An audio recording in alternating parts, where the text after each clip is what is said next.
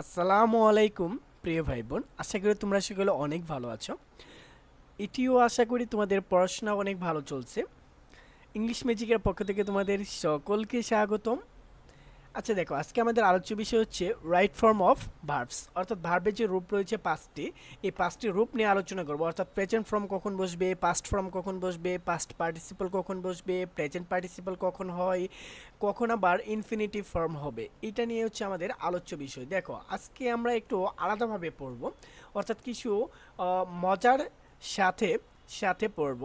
এর কারণ হচ্ছে, দেখো আমাদের যে গাইডে প্রচলিত নিয়মগুলো দেওয়া থাকে কিংবা সকলেই যেভাবে পড়ে সেভাবে তো তুমি যে কারো কাছে পড়তে পারো, কিন্তু আমি যেটা পড়াবো একটু আলাদাভাবে ডিফারেন্টভাবে একটু বোঝানোর চেষ্টা করব। যদি তোমাদের আশা করি তোমাদের অনেক হেল্প হবে। দেখো প্রথমে ভার্বের রূপ হচ্ছে কয়টি, পাঁচটি, এটা আমরা জেনে নিলাম। এখন দেখো আমাদের যে প্রথম V1 যেটাকে আমরা বলবো, এটাকে বলবো আমরা এটাকে বলবো কি আমরা, এটাকে বলবো আমরা V1 অর্থাৎ প্রেজেন্ট ফর্ম, এবং পাস্টকে বলবো আমরা V2। আচ্ছা এটা সকলে জানে, এটা নিয়ে আলোচ্য বিষয় নয়, আমরা মূল ফোকাস পয়েন্ট যেটা আমাদের ভিউ অফ পয়েন্ট সেটা নিয়ে আমরা আলোচনা করি। দেখো এখানে প্রথমে আছে V1 কোথায় বসে, অর্থাৎ ভার্বের যে প্রেজেন্ট ফর্মটা আছে সেটা কখন বসবে, সেটা হচ্ছে কি আর্গন্স ফেরো টোমোল্ডো, আর্গন্স ফেরো টোমোল্ডোতে বসবে। দেখো এখানে আমি যেটাকে ব্লো ক্লিয়ার করেছি, এই টোমোল্ডো একটু আলোচ্য বিষয় আছে, এটা নিয়ে আমরা আরেকটু আলোচনা করবো, নিচেই দেখো। এখন আর্গন্স ফেরো দিয়ে ভার্বের সাথে এস বাই এস যে কোনো একটা হবে, তবে প্রেজেন্ট ফর্ম অবশ্যই হবে। এই আর্গন্স ফেরোতে হচ্ছে always, regularly, generally, usually, often, normally, sometime, frequently, every, daily, occasionally. অর্থাৎ প্রথমে দেখো অলওয়েজ মানে সর্বদা, রেগুলারলি নিয়মিত, জেনারেলি সাধারণত, ইউজুয়ালি সচরাচর, অফন প্রায় প্রায় বা পুনঃ পুনঃ, নর্মালি মানে হচ্ছে ওরকমই, সামটাইম মানে হচ্ছে মাঝে মাঝে, ফ্রিকুয়েন্টলি বারবার, এভরি মানে হচ্ছে প্রত্যেকবার, ডেইলি প্রতিদিন, অকেশনালি মানে হচ্ছে ওই একই কথা। দেখো এখানে প্রত্যেকটা যে ওয়ার্ড রয়েছে এর অর্থ হচ্ছে কি, যেটা আমরা দৈনন্দিন কাজে ব্যবহার করে থাকি যে কাজগুলো, অর্থাৎ প্রতিনিয়ত, সেগুলাই হচ্ছে কি প্রেজেন্ট ফর্ম, অর্থাৎ বর্তমানে যে কথাগুলা সেটার অর্থ বোঝাতেই এই যে এইগুলো আছে, অ্যাডভার্বগুলো আছে, সেগুলো ব্যবহার হয়ে থাকে। অর্থাৎ এই অ্যাডভার্বগুলো যদি তুমি একটা বাক্যে দেখো, তখন সেই বাক্যে অবশ্যই আমরা প্রেজেন্ট ফর্ম বসাবো। এরপর কোথায় বসাবো, এরপর হচ্ছে টোমোল্ডোতে হচ্ছে to, make, morals, let, do ভার্বে আবার তিনটা আছে, ডো, ডাজ, ডিড। দেখো এই টোমোল্ডো সাথে আবার এস বাই ইয়েস কখনো হবে না, এখানে হচ্ছে ভার্বের বেস ফর্ম হবে, ভার্বের বেস ফর্ম হবে এই টোমোল্ডোতে। যেমন মরালসের পরে সবসময় ভার্বের বেস ফর্ম হয়, কখনো কি দেখেছো মরালের পরে এস বা ইয়েস যুক্ত হয়? হয় না, কখনো না। লেটের পরে কখনো হবে না, ডো ভার্বের পরে কখনো হয় না। বুঝতে পারছো আশা করি। এরপর দেখো V2 কোথায় বসে, অর্থাৎ ভার্বে 2 নম্বর ফর্মটা কোথায় বসে। দেখো মজা করে একটি নাম দিয়েছি যে পল্লীবো ওয়াইফাই, অর্থাৎ পল্লীবোর কাছে তুমি যদি ওয়াইফাই চাও, সেখানেই তোমাকে ভার্বের 2 নম্বর বসাইতে হবে। পল্লী বা ওয়াইফাই যেখানেই পাবা তুমি, সেখানেই ভার্বের 2 নম্বর, অর্থাৎ পাস্ট ফর্ম। ভার্বের 2 নম্বর কোনটা, পাস্ট ফর্ম। ভার্বের 2 নম্বরটাই হচ্ছে কি পাস্ট ফর্মটা আমরা সেখানে ইউজ করব। বুঝতে পারছো? এখন পল্লী বউয়ের একটা পুনরূপ আছে, এই পল্লী বউর দেখতে যেটা মনে হচ্ছে আসলে সেইটা না, তার ভিতরে একটা অন্য কিছু আছে, সেটা আমরা একটু পড়ি। দেখো পল্লী প্রথমে পিতে হচ্ছে প্রিভিয়াসলি, এতে হচ্ছে এগো, আফটার এ ফিউ ডে, এরপর হচ্ছে এলতে হচ্ছে লাস্ট, একটা হচ্ছে কি লাস্ট, আরেকটা এলতে হচ্ছে last night, day, week, month, এরকম হতে পারে। যেমন হচ্ছে যে last month, last day, last night, এরকম থাকতে পারে। এরপর হচ্ছে কি upon a time, wish, it is high time, fancy, এই শব্দগুলো থাকলে আমরা কি করব, ভার্বের 2 নম্বর ব্যবহার করব। আচ্ছা, ইট ইজ টাইম এবং ইট ইজ টাইম বা ইট ইজ হাই টাইম, এর দুইটা নিয়ম রয়েছে। প্রথমে দেখো ইট ইজ হাই টাইম, এরপরে যদি সাবজেক্টটা দেওয়া থাকে, কি দেওয়া থাকে, সাবজেক্টটা যদি দেওয়া থাকে, তাহলে আমরা ভার্বের 2 নম্বরটা ব্যবহার করব। কিন্তু ইট ইজ হাই টাইমের পরে যদি গ্যাপ থাকে, ইট ইজ হাই টাইমের পরে যদি গ্যাপ থাকে, তাহলে আমরা টু প্লাস ভার্বের বেস ফর্ম ব্যবহার করতে পারবো। যদি সাবজেক্ট না থাকে, সাবজেক্ট ছাড়াও আমরা সেটা করতে পারবো টু প্লাস ভার্বের বেস ফর্ম ইউজ করে, এটাও একটা নিয়ম। আচ্ছা দেখো, তাহলে কি বললাম, যেখানেই দেখবে পল্লী বউ ওয়াইফাই আছে, সেখানেই ব্যবহার করবে ভার্বের পাস্ট ফর্ম। এরপর দেখো পাস্ট ফর্ম চেনার আরেকটা উপায় হচ্ছে, অর্থাৎ নোট যেটা করবে সেটা হচ্ছে কি কোনো স্টোরি, কোনো একটা স্টোরি গল্প, ওয়ান্স আপন এ টাইম একটা উডকাটার ছিল, এই কি কাঠুরি ছিল, এই যে ধরনের যে গল্পটা, তারপর হচ্ছে যে একটা স্বর্ণের যে হাঁস ছিল, এই যে এই ধরনের গল্পগুলো, রূপকথার গল্পগুলো, স্টোরি, এগুলো হচ্ছে কি অতীতের। এরপর হচ্ছে জার্নি, অর্থাৎ কেউ একটা ভ্রমণ করেছে, একজন কোনো বিখ্যাত ব্যক্তি, সেটা তো আজকে আর ভ্রমণ করে না, আগে ভ্রমণ করেছে, বর্তমানে সেটা লেখা হচ্ছে। এরপর হচ্ছে ডিসকভারি, কেউ কিছু আবিষ্কার করেছে, সেটা তো অতীতে আবিষ্কার করেছে, বর্তমানে তো আর আবিষ্কার করছে না, অর্থাৎ করলেও সেটা আমাদের বর্তমানে হয়ে যাবে। কিন্তু যেগুলো আমাদের পেসেস লেখা হয়, কিছু আবিষ্কার করা শেষ হলে তবেই সেটা লেখা হয়। সেই হিসেবে এই যে স্টোরি, জার্নি, ডিসকভারি, এই ধরনের সাইন যদি পাও, যা গল্পটা বা সেই টেক্সটটা, পেসেসটা পড়ে যদি তোমার মনে হয় যে সেটা কি, যে স্টোরি, জার্নি, ডিসকভারি, তাহলে তুমি সেটা চোখ বন্ধ করে V2 ব্যবহার করে ফেলবে। হ্যাঁ, দেখো এরপর V3 কোথায় বসে, অর্থাৎ পাস্ট পার্টিসিপল ফর্মটা কোথায় বসে। দেখো এখানে পাস্ট পার্টিসিপল V3 যেহেতু, এর তিনটা নিয়ম আছে, আমরা তিনটা নিয়মই দেখি। প্রথমে হচ্ছে কি জায়ালার্স, যে জায়ালার্স কোনো কাজে শেষ হয়েছে কিন্তু ফলাফল বিদ্যমান বোঝাতে এই V3টা বসে। আচ্ছা দেখো কথাটা একটু বুঝো, জায়ালার্স সহ কোনো কাজ শেষ হয়েছে কিন্তু ফলাফল বিদ্যমান বোঝাতে এগুলো ব্যবহার হয়ে থাকে। আচ্ছা, কোনো কাজ শেষ হয়েছে কিন্তু এটার ফলাফল এখনো বিদ্যমান আছে। মনে করো এই মুহূর্তে কারেন্টটি চলে গেছে,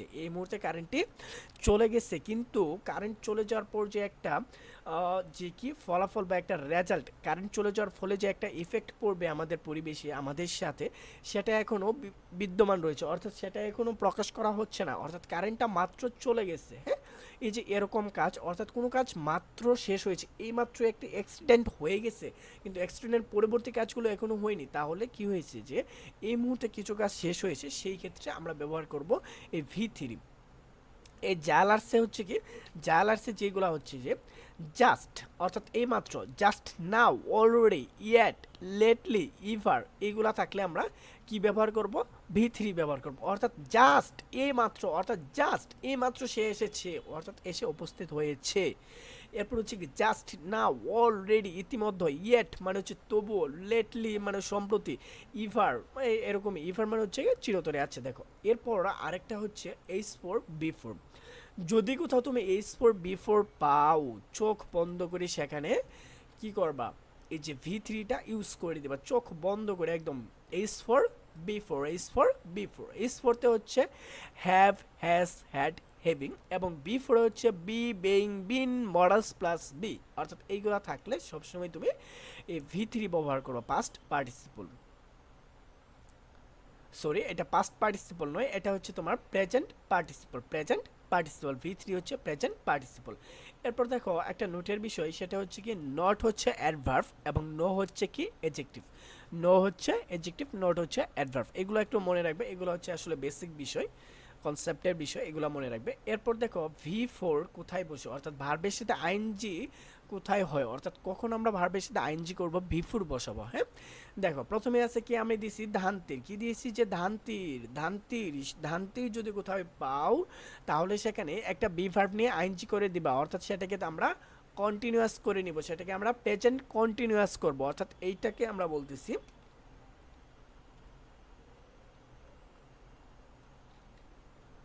এটাকে করব আমরা প্রেজেন্ট।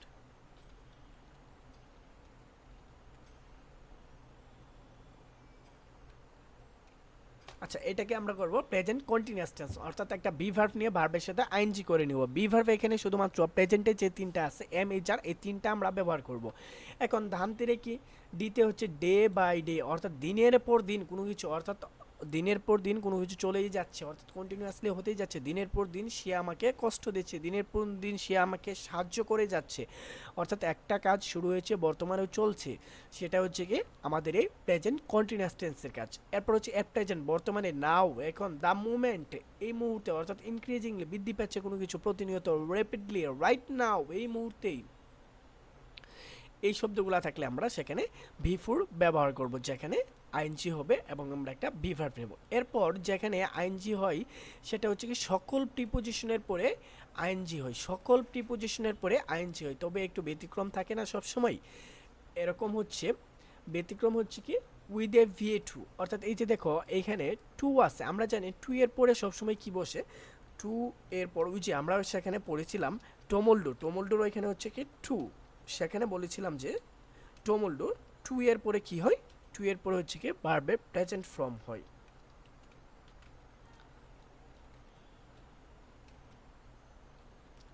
প্রেজেন্ট ফর্ম হওয়ার কথা, কিন্তু এইখানে এই যে যেগুলো দেখতেছো এগুলো হচ্ছে কি ফ্রেজ, প্রিপোজিশনাল ফ্রেজ। এটাকে আমরা কি বলবো, এই যে উইথ এ ভি টু, এগুলো হচ্ছে prepositional phrase. With a V to, with a VA to, তারপর হচ্ছে কি look forward to, use to, get use to, addicted to, devoted to, would you mind, could you mind, can not help, could not help, can not but, mind, or the, এই যে এইগুলো থাকলে এরপর আমরা ING বসাবো। অর্থাৎ can not help মানে হচ্ছে না করে পারি না, কুড ইউ মাইন্ড যদি কিছু মনে না করেন, উড ইউ মাইন্ড মানে ওরকমই, নট, কুড নট হেল্প সাহায্য না করে পারি না, এরকম ধরনের আর কি। এগুলো যদি থাকে তাহলে আমরা কি করব, ভার্বের সাথে আইনজি করব, ভার্বের সাথে আইনজি ব্যবহার করব। আচ্ছা, এরপর হচ্ছে দেখো কিছু এক্সট্রা কিছু রুলস আছে, যেমন হচ্ছে মনে করো কোনো একটা কিছু আদারওয়াইজ আমরা তখনই ব্যবহার করি, মনে করো কাউকে আমরা একটা থ্রেট দিয়েছি, তুই যদি এই কাজটা না করিস আদারওয়াইজ তোকে এই সমস্যায় পড়তে হবে। অর্থাৎ আদারওয়াইজ আমি তোকে আমার বাসার সামনে দিয়ে গেলে আটকাবো, তুই যদি আমার টাকা ফেরত না দিস আমি তোকে আমার বাসার সামনে দিয়ে গেলে আটকাবো। অর্থাৎ এই আদারওয়াইজ শব্দটা ব্যবহার করার পর আমরা যেটা ব্যবহার করব সেটা হচ্ছে কি আমরা ফিউচারে চলে যাই, অনেকটাই আমরা ফিউচারে চলে যাই। যেমন হচ্ছে যে কি আমরা বলতে পারি যে বাংলাদেশ যদি এই সময় সরকার যদি এই সময় কোনো একটা যুগোপযোগী পদক্ষেপ না নেয় তাহলে হচ্ছে কি আদারওয়াইজ, অন্যথায় Bangladesh will face dangerous crisis, হ্যান দেন এরকম কিছু। অর্থাৎ ক্যান বা, সেখানে আবার ক্যান বা উইল ব্যবহার করে ভার্বের ওয়ান। অর্থাৎ আদারওয়াইজ শব্দটা আসলে কেন ব্যবহার করা হয় সেটা যদি তুমি বুঝতে পারো তাহলেই হয়তো বা এই রুলসটা আর তোমার জন্য দরকার নেই, এটা তুমি এমনিতেই পারবে। এরপর হচ্ছে দেখো অনেক সময় ওয়াচ বা ওয়ার এরপরে যদি গ্যাপ থাকে, ফিল ইন দ্য ব্ল্যাঙ্ক থাকে, এরপরে কি ব্যবহার করবা, ভার্বের সাথে আইনজি যুক্ত করে দেবা, সহজ হিসাব। যদি কোথাও ওয়াচ বা ওয়ার এর পর গ্যাপ থাকে তাহলে ভার্বের সাথে আইনজি বসিয়ে দেবে, 99% হয়ে যাবে। এরপর দেখো আরেকটা মজারই হচ্ছে, যদি শূন্যস্থানের পরে যদি কখনো দেখো অ্যাজ, বিটুইন বা বাই শূন্যস্থানের পরে থাকলে সেটা আমরা পেসিভ ধরে নেব। কি ধরে নেব, পেসিভ ধরে নেব। আমাদের যে ভয়েস আছে অ্যাক্টিভ এবং পেসিভ, আমরা পেসিভ ধরে নেব। আচ্ছা, এখানে আবার অনেকে বলতে পারে পেসিভ কি, পেসিভ হচ্ছে যদি বস্তুবাচক সাবজেক্ট থাকে, অর্থাৎ পেসিভই হচ্ছে কি একটা বি ভার্ব থাকবে, এরপর ভার্বের 3 নম্বরটা ব্যবহার করা হয়ে থাকে, বি ভার্ব, এমিজার বা ওয়াজ ওয়ার V3, এটা হচ্ছে পেসিভের নিয়ম। এগুলো আসলে গ্রামাটিক্যালের বিষয়, এখন একটি পেসিভ বুঝাতে গেলে ওইটা দরকার নেই। তুমি যদি দেখো যে অ্যাজ আছে, বিটুইন, বাই আছে, শূন্যস্থানের পর থাকলে সেখানে আমরা পেসিভ ধরে সেখানে ভার্বের এমিজার যদি থাকে তাহলে ভালো, না থাকলে সেটা নিয়ে আমরা V3 বসিয়ে কি করে দেবো, পেসিভ করে দেবো। আচ্ছা, এরপর দেখো যদি কিছু বাক্যে ওই উপরের রুলসগুলো না থাকে, কনজাংশন যুক্ত বাক্যে আমরা কিভাবে করব, কনজাংশন যুক্ত বাক্যকে আমরা কিভাবে করব, কনজাংশন যুক্ত। যদি মনে করো এক পাশে আছে V1 অন্য পাশেও V2 বসাবা, এক পাশে আছে V2 অন্য পাশেও V2 বসাবা, অর্থাৎ এখানে হচ্ছে ইকুয়াল টু ইকুয়াল করবা। হ্যাঁ, আচ্ছা, কনজাংশন কোনগুলা, মনে করো এন্ডের আগে একটা বাক্য আছে, এন্ডের পরে আরেকটা বাক্য আছে, এখানে হচ্ছে যে স্বাধীন বাক্য থাকতে পারে, পরাধীন বাক্য থাকতে পারে, বা ডিপেন্ডেন্ট ক্লজও থাকতে পারে, বা ইন্ডিপেন্ডেন্ট ক্লজও থাকতে পারে। সেই ক্ষেত্রে এই যে and, or, but, who, which, what, that, since, as, because, if, দো, ওয়েন, অলদো, এইগুলো যদি থাকে তাহলে এক পাশে যদি V1 থাকে অন্য পাশে V1, এক পাশে যদি V2 থাকে তাহলে অন্য পাশে V2, আবার এই পাশে যদি V3 থাকে অন্য পাশে V3। অর্থাৎ এখানে এরা হচ্ছে ব্রিজ, অর্থাৎ দুই পাশে এরা সমান করে থাকবে। এরপর দেখো আরেকটা ইউজ অফ ইনফিনিটিভ, অর্থাৎ এই যে ইনফিনিটিভ কখন 2 প্লাস V0 হবে। V0 বলতে এখানে ভার্বের সাথে কখনো এস বাই এস হবে না, এটা প্রেজেন্ট ফর্ম ঠিক আছে, কিন্তু ইনফিনিটিভের 2 এর পর কখনো ভার্বের সাথে এস বাই এস যুক্ত হয় না। আচ্ছা, দেখো আমরা কখনো এটা ইনফিনিটিভ ব্যবহার করি, উদ্দেশ্য, প্রতি, করতে, যেতে ইনফিনিটিভ হয়ে থাকে, মানে কোনো কিছুর দিকে যাচ্ছ তুমি, কোনো কিছুর প্রতি যাচ্ছ, কোনো একটা উদ্দেশ্যে যাচ্ছ, এরকম ধরনের ক্ষেত্রে আমরা ইনফিনিটিভ ব্যবহার করে থাকি। আরেকটা ইনফিনিটিভ আছে টু বি প্লাস ভার্বের V3, এটাকে বলা হয় পেসিভ ইনফিনিটিভ, অর্থাৎ টু বি প্লাস ভার্বের V3। আর উপরেরটা ইনফিনিটিভ হচ্ছে শুধুমাত্র 2 প্লাস ভার্ব 0, সেটা হচ্ছে কি আমাদের শুধুমাত্র ইনফিনিটিভ। আর একটা হচ্ছে পেসিভ ইনফিনিটিভ, হচ্ছে কোনটা, যে 2 প্লাস 2 বি প্লাস ভার্বের V3, সহজভাবে কোনো কাজ অন্যের দ্বারা সংগঠিত হবে, সেটাই হচ্ছে কি ইনফিনিটিভ, পেসিভ ইনফিনিটিভ। যেমন মনে করো একটা ভিজ দেখো কি, অর্থাৎ উদাহরণ, দ্য কার নিডস, অর্থাৎ গাড়ির দরকার, টু বি ওয়াশড শুন, এখানে দেখো এই কাজটা অন্যের দ্বারা হবে, এই যে কার, এ তো সাবজেক্ট, কিন্তু এ কিন্তু নিজে নিজে ওয়াশ করবে না, এ অন্যের দ্বারা ওয়াশ করে নেবে, এটা হচ্ছে কি আমাদের পেসিভের কাজ। আচ্ছা, এরপর দেখো নিচের ভার্বের পর যদি আরেকটি ভার্ব থাকলে সেখানে ইনফিনিটিভ, নিচের ভার্বগুলো থাকলে এরপর যদি আরেকটি ভার্ব থাকে তাহলে সেখানে আমরা ইনফিনিটিভ বলবো, অর্থাৎ এই ভার্বগুলোকে বলা হচ্ছে ইনফিনিটিভ ভার্ব। এগুলোকে কিভাবে মনে রাখবে? হ্যাঁ, খুবই কঠিন মনে হচ্ছে, অনেকগুলা মনে হচ্ছে, এভাবে মনে রাখবে। দেখো agri, appear, arrange, আক্স, agri, appear, arrange, আক্স, agri, appear, arrange, আক্স, এইভাবে এই চারটাকে একভাবে মনে রাখবা। এরপর হচ্ছে আবার decide, demand, deserve, decide, demand, deserve, decide, demand, deserve, এইভাবে মনে রাখবা। এরপর আবার হচ্ছে কি fail, forget, hesitate, fail, forget, hesitate, মানে সুন্দরভাবে যখন তুমি অনেকবার পড়বা এটা তোমার একদম ঠোঁটস্থ হয়ে যাবে। Management, management, refuse seem, management, refuse seem, management, refuse seem, wish, wish, wait, want, wish, wait, want, এভাবে যদি তুমি পড়ো তাহলে মনে থাকবে। আচ্ছা দেখো, এভাবে যদি তুমি রাইট ফর্ম অফ ভার্বসটা পড়ো না তাহলে হচ্ছে গাইডে যেগুলো নিয়ম আছে এটার পরে থাকলে ওইটা সেইটা, সেগুলো তো তুমি পড়বাই, সেটা যে কোনো বই থেকে পড়তে পারো, কিন্তু এভাবে টেকনিক্যালি পড়লে হয়তোবা তোমার অনেকটা উপকার আসতে পারে। যদি উপকারে আসে তাহলে অবশ্যই এটা একটু কমেন্টে জানাবে, তোমাদের মতামত জানাবে। যদি ক্লাসটি ভালো লেগে থাকে অবশ্যই চ্যানেলটি সাবস্ক্রাইব করবে। ততক্ষণ পর্যন্ত সকলে ভালো থাকো, আল্লাহ হাফেজ।